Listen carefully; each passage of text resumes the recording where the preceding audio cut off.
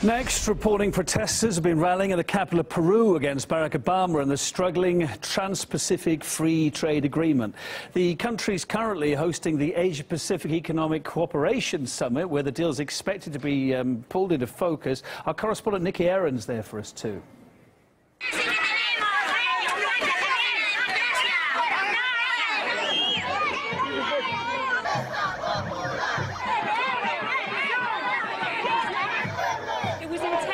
Obama's valedictory tour, his final international trip before he steps down as President of the United States. But it's a tour which has been marred by scenes such as this.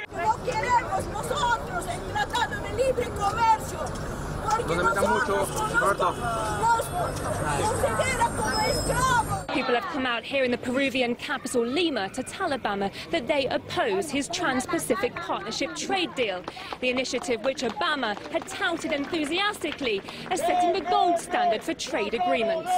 But observers say it may already be dead in the water. With President-elect Donald Trump due to take over on January the 20th, he's already said he opposes the deal. Obama's arrival in Peru comes after the European leg of his tour was met with hostility. In Greece, protests descended into chaos and violence. And if Obama is expecting a warmer welcome here in Peru, that expectation may be short-lived.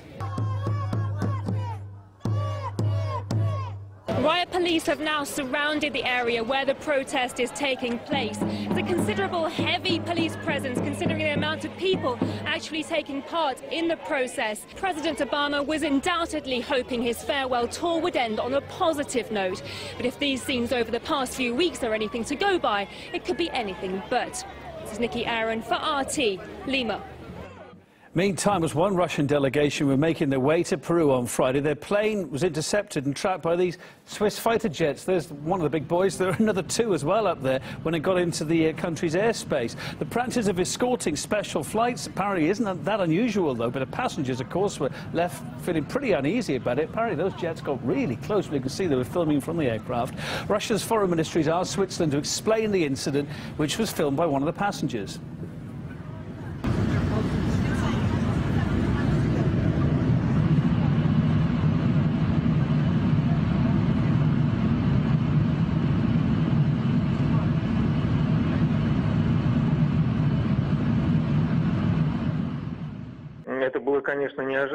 It was really unexpected. 3 Swiss Air Force jets surrounded us, 2 on both sides, the third from below.